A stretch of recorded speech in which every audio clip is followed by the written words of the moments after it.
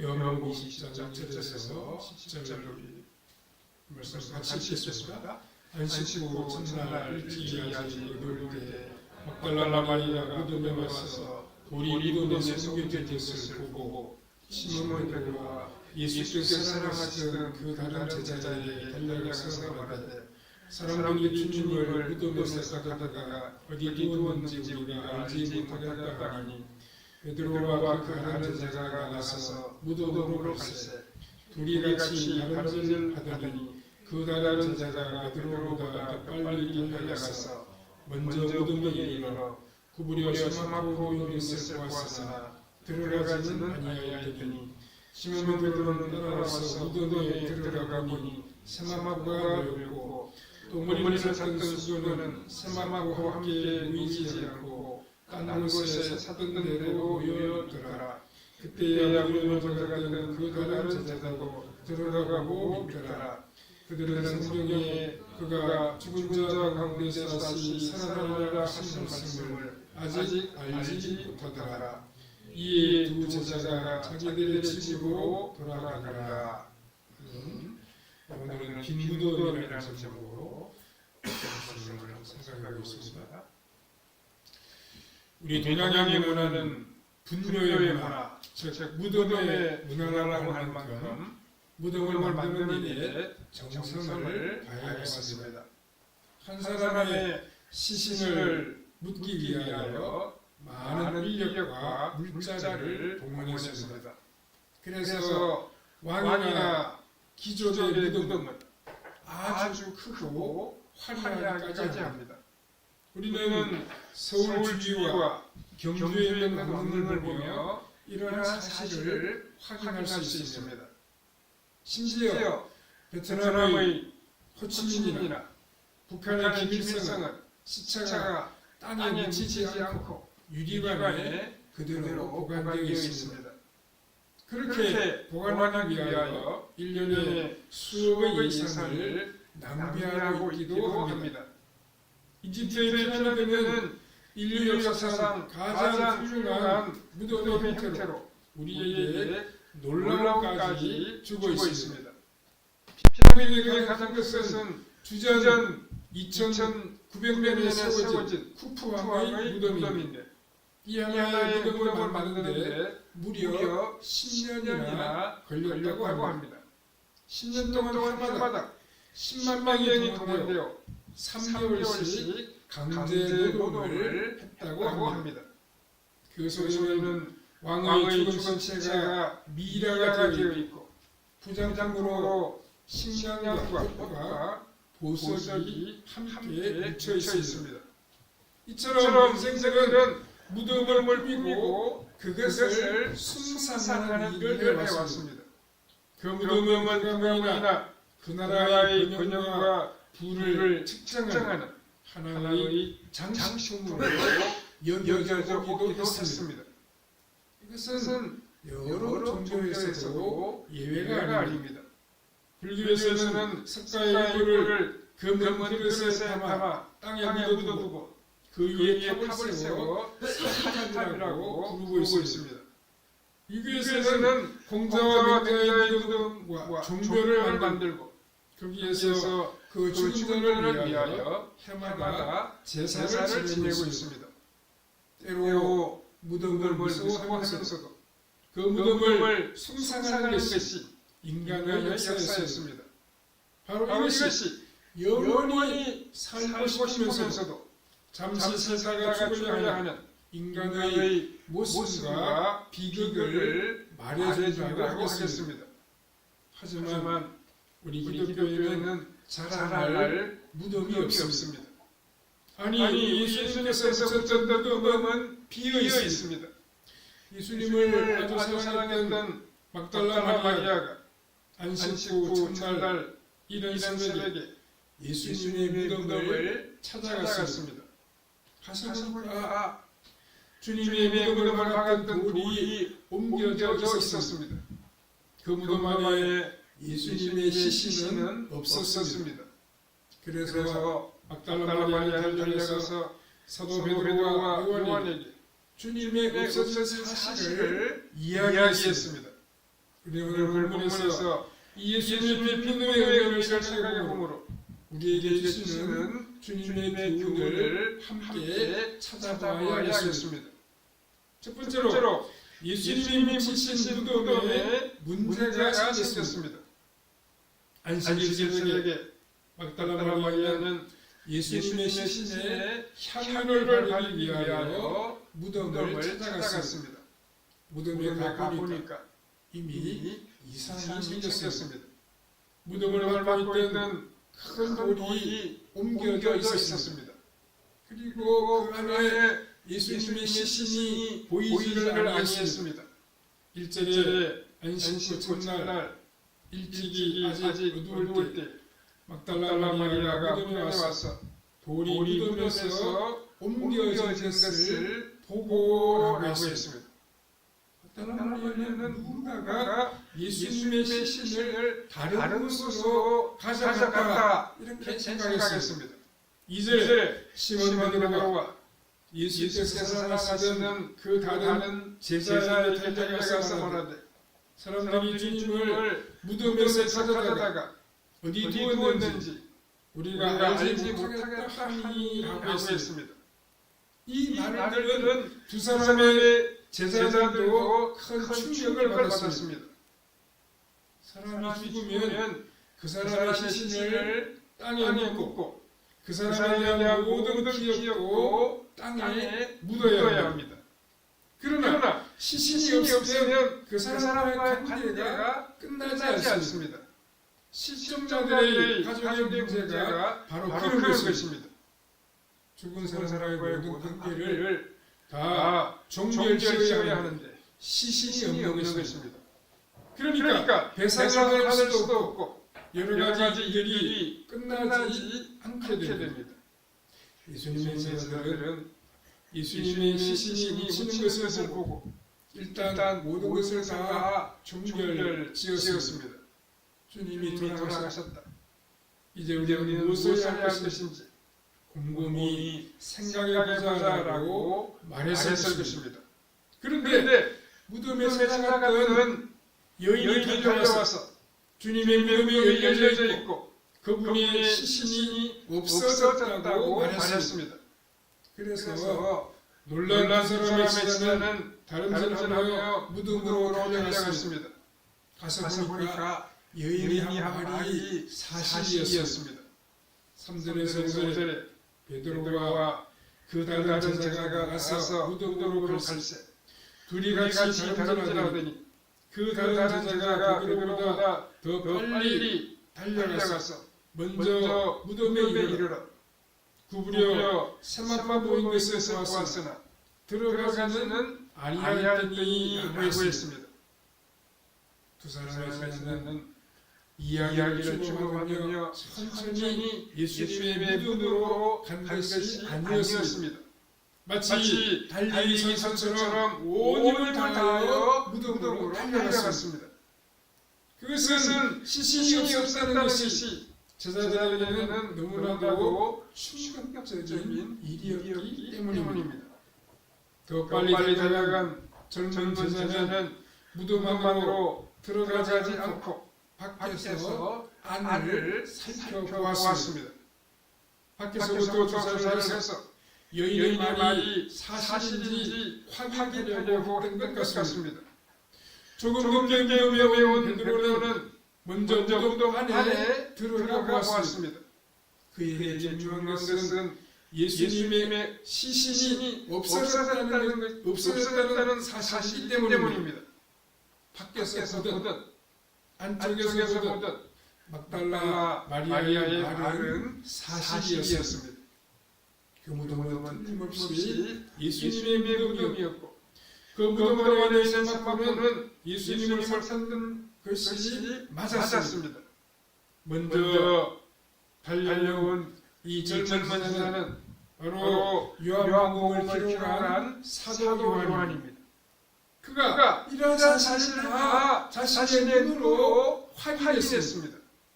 6절과 7절에 시몬 베드로는 따라와서 무덤에 들어가 보니 세마포가 놓였고 또 머리를 쳤던 수건은 세마포와 함께 놓이지 않고 딴 곳에 샀던 대로 놓여 있더라 라고 했습니다. 제자들이 발견한 것은 아무래도 예수님의 시신이 탈취당한 것 같지는 않다는 것입니다. 왜냐하면 그 무덤만이 너무나도 평온해 보였기 때문입니다. 누군가가 침입한 그런 흔적은 없었습니다. 예수님을 향한 세마포는 그대로 있었고 머리를 샀던 수건도 원래 샀던 대로 그대로 놓여 있었습니다. 그러니까 누군가 예수님의 시신을 옮겨간 것이 아니라 예수님의 몸만 그대로 빠져나간 것처럼 보였습니다. 그렇다고 해서 이 제자들이 예수님의 부활을 믿은 것은 아니었습니다. 8절에 그때야 무덤에 먼저 갔던 그 다른 제자도 들어가 보고 믿더라 하고 했습니다. 여기 믿었다라고 하는 말은 예수님의 부활을 믿었다는 그런 뜻이 아닙니다. 예수님의 시신이 없어진 사실을 믿었다는 것입니다. 이어지는 구절을 보면 그들은 성경에 그가 죽은 자 가운데서 다시 살아나야 하리라 하신 말씀을 아직 알지 못하더라라고 했습니다. 제자들은 이 시점까지도 예수님의 대사사실 사실을 믿지 아니했습니다. 두 번째로 예수님의 제자들은 예수님의 빈무덤을 확인했습니다. 제자들은 예수님의 빈무덤을 보고 크게 놀랐습니다. 그들에게는 이해할 수 없는 일들만 일어나고 있었습니다. 예수님께서 비참하게 돌아가신 것도 예수님의 시신이 사라진 것도 제자들을 낙심시키는 일이었습니다.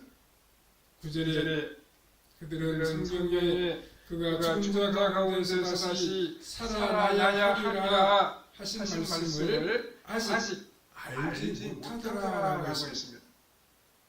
제자들은 이 빈무덤을 보고 하나님의 말씀을 생각하지 못했습니다. 그래서 소망과 기대를 가져야 할 그 시간이 절망과 좌절 속에 빠져 있었습니다. 이것이 바로 제자들의 믿음 없음을 우리에게 보여주는 장면입니다. 제자들은 그 절망적인 상황 가운데서 자신들의 기분이나 생각을 따라 판단했습니다. 그렇지 않고 빈무덤과 성경을 연결할 수 있었다면 이 빈무덤이야말로 하나님의 엄청난 기적과 능력의 시작인 줄을 알았을 것입니다. 물론 구약 성경에 오늘 본문처럼 말씀하고 있는 구절은 나타나지를 않습니다. 그러나 10편 16편 10절을 보면 이는 주께서 내 영혼을 수월에 버리지 아니하시며 주의 구원자를 멸망시키지 않으실 것이니라 이렇게 기록을 하고 있습니다. 이 말씀만 조금 주의해 보면 결국 주님께서 죽은 자 가운데서 살아나신다는 것을 우리가 분명히 알 수가 있습니다. 그의 영혼이 스월 즉 음부에 버려지지 아니하려면 무덤에서 나오셔야 합니다. 주의 구원자를 멸망시키지 아니하려면 세마포와 수건을 다 벗어놓고 나오셔야만 했습니다. 선하신 분에게 시신을 싸고 있던 세마포와 수건은 이제 필요가 없는 것입니다. 오늘의 본문은 분명히 믿음을 가지고 사용하지 않고 있는 제자들을 책망하고 있습니다. 특히 이 복음을 기록한 요한은 왜 성경과 빈 무덤을 연결하지 못한다고 하며 자신의 믿음 없음을 부끄러워하고 있습니다. 분명히 이 10편의 구절은 이들이 잘 알고 있는 말씀이었습니다. 하지만 이들에게는 빈 무덤은 빈 무덤이고 성경 구절은 성경 구절이었습니다. 제사들이 생각한 것이 무엇이었습니까? 예수님은 이제 죽으셨다. 그의 시신은 장사 지냈다. 그러나 오늘 아침에 그 시신이 없어졌다. 그 다음에 일어나는 일은 무엇일까? 시신을 훔쳐간 사람들이 우리를 참아서 죽이는 것은 아닐까? 이렇게 생각을 하니까 제자들은 너무나도 두려웠습니다. 그래서 이 사람들이 한 일이 무엇이었습니까? 그들은 그냥 집으로 돌아갔습니다. 그냥 것이 아니라 급히 뛰어서 도망가서 사서 숨어 있었습니다. 만약 이 제자들이 눈앞에 일어난 이 빈 무덤을 성경의 약속의 빛 아래로 가져갔다면 어떻게 되었겠습니까? 빈 무덤만으로는 단정을 할 수는 없지만 혹시나 그것이 그 놀라운 약속의 성취가 아닐까? 이렇게만 생각했다면 제자들은 빈 무덤을 보고서 놀라지도 않았고 당황하지도 아니했을 것입니다. 무덤이 열려있는 것은 전혀 이상한 일이 아닙니다. 예수님의 몸이 옷 안에서 그대로 빠져나간 것을 보면 돌문이 열리지 않아도 예수님은 무덤 밖으로 나가실 수가 있었습니다.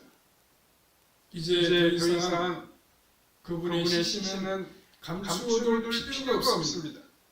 누구든지 와서 볼 수 있도록 무덤은 열려있어야만 했습니다. 그리고 제자들은 주님을 기다렸을 것입니다. 주님은 분명히 오신다. 우리를 찾아오고 싶다고 하며 주님을 기다렸을 것입니다. 그러나 이 제자들은 믿음이 없었습니다. 믿음을 사용하지 못했습니다. 오직 믿음은 상상에 빠져서 두려워하고 무서워하고 있었습니다. 주님께서 우리에게 주시는 가장 큰 복은 무엇입니까? 그것은 우리가 경험하는 새로운 모든 일들을 말씀의 빛 아래에서 보게 하는 것입니다. 말씀 안에서 받아들일 것은 받아들이고 버릴 것은 버리게 하십니다. 그리스도인은 눈에 보이는 것을 보고 모든 것을 다 판단하지 아니합니다. 그리스도인에게는 빈 무덤이 전부가 아닙니다. 더 중요한 것은 빈 무덤에 대한 성경의 약속이요 해석입니다. 무덤이 비어있는 것은 예수님께서 사망의 권세를 깨뜨리고 부활하셨기 때문입니다. 그분이 그 무덤 안에 계시지 않는 것은 너무나도 당연한 일입니다. 부활하신 주님이 무덤 안에 그대로 머물러 계실 수가 없습니다. 말씀을 기억하고 믿었다고 하면 제자들은 낙심하지도 않았을 것입니다. 두려워하지도 아니했을 것입니다. 하지만 제자들은 자신들의 생각에 빠져서 말씀을 벌고 심속에 적용하지를 못했습니다. 그렇기 때문에 가장 필요할 부활하심에 제자들은 낙담하고 있었습니다. 세 번째로 예수님의 믿음이 주는 교훈이 있습니다. 예수님이 죽음을 물리치셨다는 것은 우리 인생들에게 새로운 길을 열어주시는 놀랍고 큰 사건이 아닐 수가 없습니다. 우리 인간이 가지고 있는 가장 큰 한계가 그 무엇입니까? 인간이 가지고 가장 큰 한계는 바로 죽음이 있다는 사실입니다. 우리의 모든 활동은 죽음으로 끝이 나게 되어 있습니다. 죽은 그 너를 우리가 자세히 알 수도 없습니다. 우리가 다 죽음을 경험해보지 못했기 때문에 죽은 다음에 어떻게 될까? 이것은 우리가 알 수 없는 세계입니다. 죽어서 우리가 무덤에 묻히게 되면 우리는 그 안에서 우리 몸이 썩어져 가는 뿐입니다. 부패해져 가는 뿐입니다. 예수님은 최초로 자신의 능력으로 사망의 사슬을 펼치고 이 죽음을 극복하셨습니다. 죽음을 이기셨습니다. 이것은 우리 인간의 한계를 우리 예수님께서 깨뜨린 것입니다. 이제는 죽음이 우리 인생의 마지막 아닙니다. 죽음 넘어까지 다가가신 분이 계시기 때문입니다. 지금까지 모든 인간들은 죽지 않기 위하여 몸부림을 쳐왔습니다. 죽지 않으려고 몸에 있는 음식을 다 찾아서 먹었습니다. 우리 목숨을 연장시키기 위해서 약을 먹고 의료진의 도움을 많이 받아왔습니다. 그 이유는 죽게 되면 우리 삶의 모든 것이 다 끝난다고 여겼기 때문입니다. 그러나 예수님께서 이 죽음을 이기고 다시 사셨기 때문에 예수님께서 부활하셨기 때문에 이제 죽음이 끝이 아니라는 것을 증명하셨습니다. 주님의 사심으로 이 죽음이라고 하는 환경에는 깨어지게 되었습니다. 그러므로 이제 죽음 그 뒤에 있는 것이 더 중요해졌습니다. 죽음 뒤에 있는 것이 무엇입니까? 그것은 바로 우리 하나님의 심판입니다.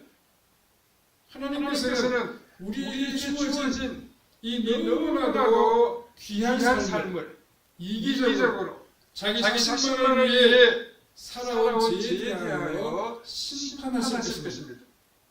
왜 너는 그 귀한 생명을 그렇게밖에 살 수가 없었느냐 이렇게 중요하게 심판하실 것입니다. 복음이란 무엇입니까? 그것은 단순히 예수님을 믿는 것만을 가리키는 것이 아닙니다. 지금부터는 우리 삶을 바꾸고 가장 아름다운 삶을 살아가는 것입니다. 우리 삶을 가치 있게 복스럽게 사용하는 것입니다. 그럼 가장 아름다운 삶이란 그 무엇이겠습니까?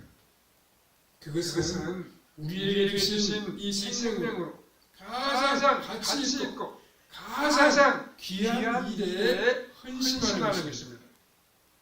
우리의 힘으로 죄를 범하지 아니하고 하나님께서 가장 기뻐하시는 삶을 이어가는 것입니다.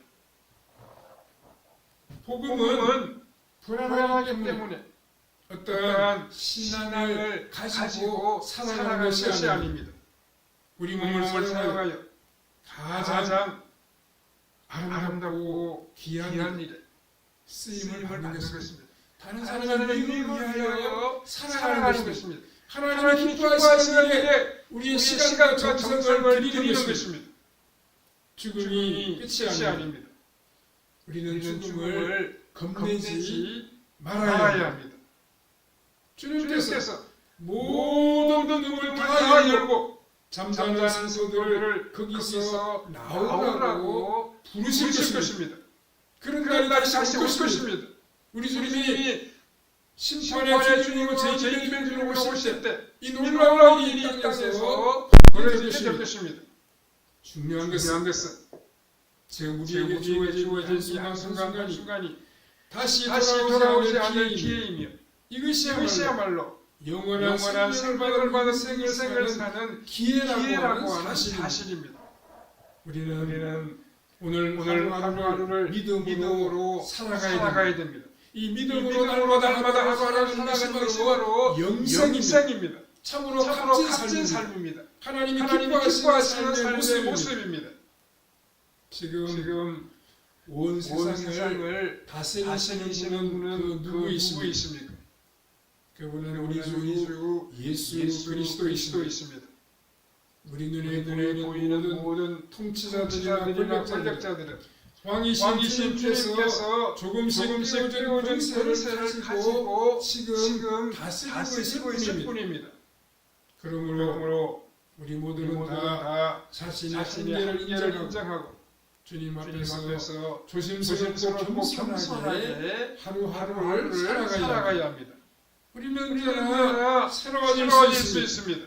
그 이유는 주님께서 지금도 살아계셔서 우리에게 새로운 힘과 능력과 지혜를 주시기 때문입니다.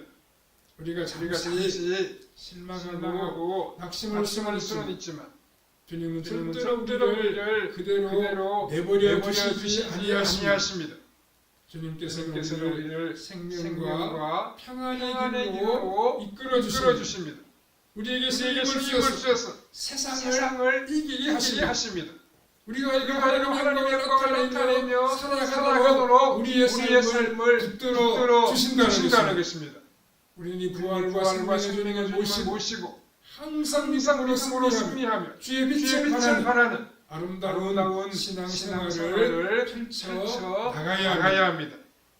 생명의 주님을 의지하고 믿음으로 날마다 달려감으로 살아계신 구원의 주님을 보여주고 증거하는 성도님들의 삶이 다 되시기를 바랍니다.